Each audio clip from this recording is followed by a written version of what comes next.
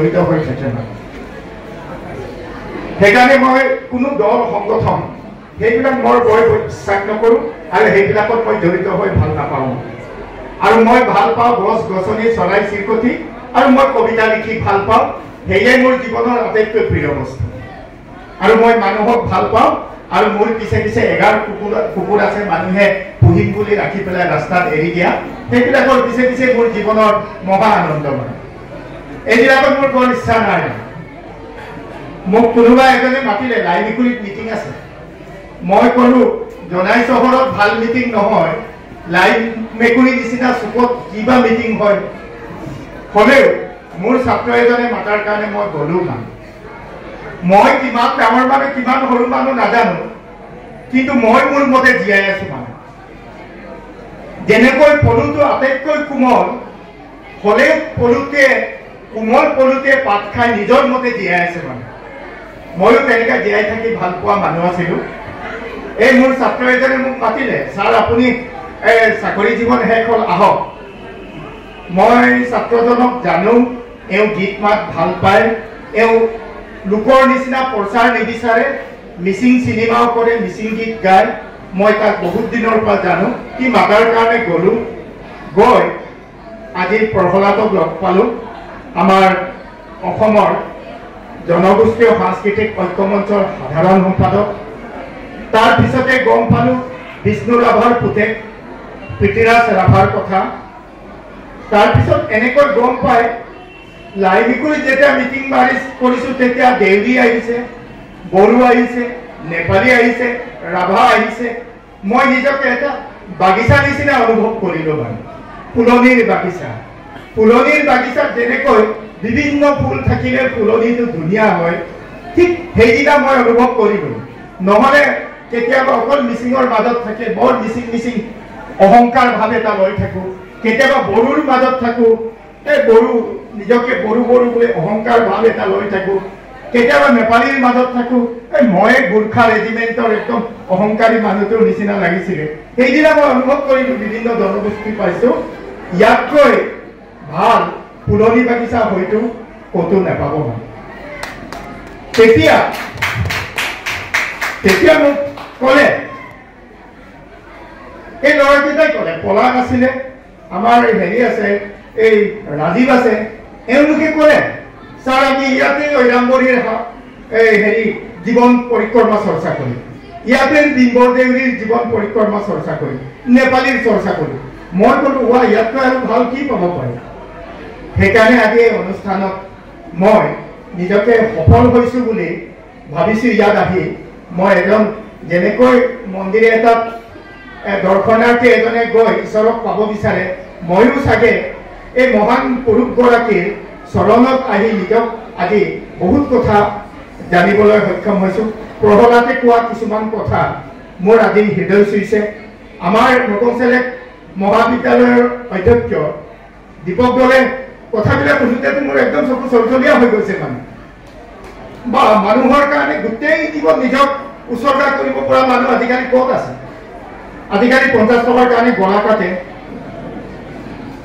মহাত্মা গান্ধী কৈছিলে হত্যাৰ সদায় দৰ ছাৰ বাইদেউসকলে শিকাইছিলে মিছা কথা নকবি জীৱন আজিকালি প্ৰত্যেকজন মানুহে মিছলীয়া হ'ব লৈছে মানে প্ৰত্যেকজন মানুহে মিছাৰে জীয়াই থাকিবলৈ মানে চেষ্টা কৰিছে সহজ সৰল জীৱন এৰি দিছে বেয়া মানুহ হ'লে পইচা থাকিলে আজিকালি সেৱা কৰে পইচা নাথাকিলে ভাল মানুহজনক সেই চুকত পেলাই থৈ দিছে এই চিন্তাধাৰাৰ পৰা সমাজটো যেতিয়া মুক্তি নহ'ব আমাৰ সমাজত সুখ আৰু শান্তি কেতিয়াও বিৰাজমান নহ'ব এই মানুহবিলাক অজৰ সম্পত্তিৰ মালিক আছিলে কেতিয়াও নিজে গৌৰৱ কৰা নাছিলে মোৰ সম্পত্তি আছে বুলি চব বিলাই দিলে তাৰ কাৰণে মানুহৰ সুখ আৰু শান্তিৰ কাৰণে এহাতে বন্দুক লৈছে এহাতে গান গাইছে মানুহৰ প্ৰেম মানুহৰ সুখ আৰু মানুহৰ মানৱতাৰ কাৰণে বন্দুক লৈছে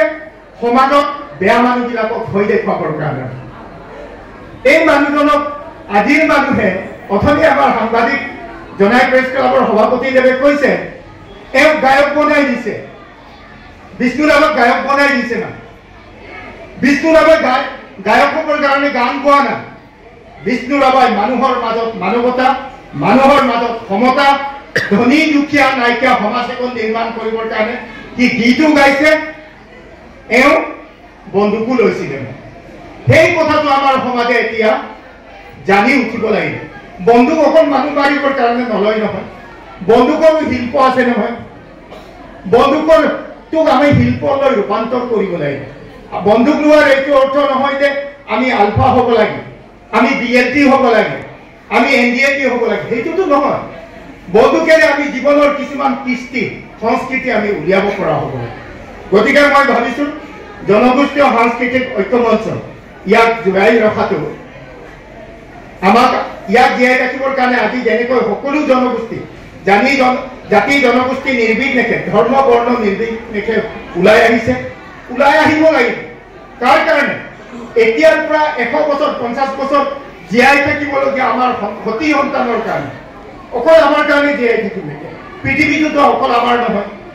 আৰু আমি যেতিয়ালৈকে ভাল মানুহ জন্ম দিব নোৱাৰে, চাব সমাজত সুখ আৰু শান্তি নাথাকিব। আপোনাৰ হাতৰ কটাৰীটোৱে আপোনাৰ হাত কাটিব। আমাৰ হাতৰ কটাৰী এই ল'ৰাবিলাক, এই যে কোন কোন ল'ৰা ছোৱালী ওলাই আহিছে, এইলোকক যদি আমি ভাল পথ দেখুৱাব নোৱাৰো, এদিন বন্দুক ল'ব, এদিন মদ খাব, এদিন ড্ৰাগছ খাব, এদিন বেয়া ৰাজনীতি কৰিব। ৰাজনীতি ভাল নহ'লে দেশ সুখ নহয়। ৰাজনীতিত যদি বেয়া মানুহ গুচি যায়, আমাক চেপি চেপি মাৰিব। ৰাজনীতিত ভাল মানুহ পঠিয়াব লাগিব, জ্ঞানী মানুহ পঠিয়াব লাগিব। বিষ্ণু ৰাভাহঁতৰ নিচিনা, ভূপেন হাজৰিকা, জ্যোতিপ্ৰসাদ আগৰৱালা, এনেকে জ্ঞানী মানুহবিলাক ৰাজনীতিত যাব লাগিব। ৰাজনীতিটো চুৰ ডকাইত দগাবাজবিলাক গ'লে আমাকতো খুন্দিয়াই খুন্দিয়াই মাৰিব। তেওঁলোকে ইয়াৰ পৰা 1 পইচা নোহোৱাকৈ যাব, MLA মন্ত্ৰী হৈ পেলাই 6-7 মহলীয়া ঘৰ বনাব। তেনেকুৱা মানুহে আমি জীৱন জুৰি পাম। এনেকুৱা মানুহটো কোটি কোটি পইচা নিজৰ আছিলে, ৰাইজক বিলাই দি দুখীয়া হোৱা MLA ক'ত পাম?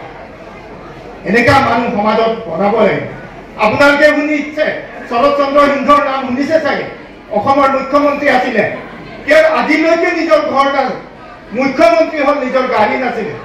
তেওঁ যেতিয়া এছেম্বলি মুখ্যমন্ত্ৰী ভৱনৰ পৰা যেতিয়া ওলাই আহে, তেতিয়া তেওঁ মুখ্যমন্ত্ৰীৰ গাড়ীটো নিলে, চিটি বাছত গৈছিলে। চৰকাৰী গাড়ীত নুঠো, চৰকাৰী সম্পত্তি মোৰ মানুহজনী, মোৰ পৰিয়ালৰ মানুহক উঠিব নিদিওঁ। তেনেকুৱা শৰৎ চন্দ্ৰ সিংহ ভাল মানুহ আছিলে। কিন্তু ভাল মানুহক আজিৰ সমাজত কোনে চিনি পায়? পইচা থাকিলেহে চব চিনি পায়। কিন্তু তাক আমি সলনি কৰিব লাগিব, এনেকৈ মঞ্চবিলাকক সংগঠন কৰিব লাগিব। গতিকে মই আশা ৰাখিছোঁ, মই বিষ্ণু ৰাভাৰ বিষয়ে নকওঁ, বহুত কথা ক'লে আৰু ক'বও মন নাই। যেনেকৈ একলব্যই গুৰুদেৱে খুজিছিলে যে অৰ্জুনকো মই শিক্ষা দিলোঁ, একলব্যকো শিক্ষা দিলোঁ। একলব্য, তুমি গুৰু দক্ষিণা কি দিবা? একলব্য ইমান দুখীয়া মানুহ, ইমান দুখীয়া, দিবলৈ একোৱে নাই। তেতিয়া কি দিছে? দ্ৰোণাচাৰ্যক বুঢ়া আঙুলি কাটি দিছে। যি বুঢ়া আঙুলিৰে ধেনুকাৰ মাৰে, আৰু সেই বুঢ়া আঙুলি নাথাকিলে সি ধেনুকাৰ মাৰিব নোৱাৰে, হ'লে সেই গুৰুক দি দিছে। ঠিক বিষ্ণু ৰাভা পুলিচৰ আগত কৈ নিদিওঁ বুলি বড়ো মানুহ এজনে নিজৰ আঙুলি কাটি শপত খাইছিলে, মই মৰিম, বিষ্ণু ৰাভা ক'ত আছে পুলিচক কেতিয়াও নকওঁ।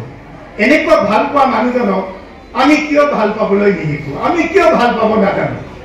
অকল নিজৰ ঘৰৰ গডৰেজটো, ফ্ৰিজটো, টিভিটোকে ভাল পাম নেকি? শুনিলে আচৰিত হ'ব। এই বহুত হেৰিয়াত চণ্ডীগড়ত মানুহবিলাকে, মাইকী মানুহবিলাকে, গাঁৱৰ মানুহবিলাকে দেওবাৰে চিনেমা নাচায়, টিভি চাব নিদিয়ে।